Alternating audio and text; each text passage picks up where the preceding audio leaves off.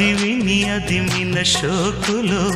ఉరి విడిచిన నెమలికి సవతిగా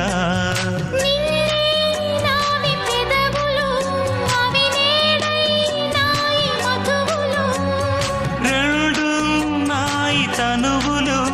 అవి రేపవ్వాలి మనువులు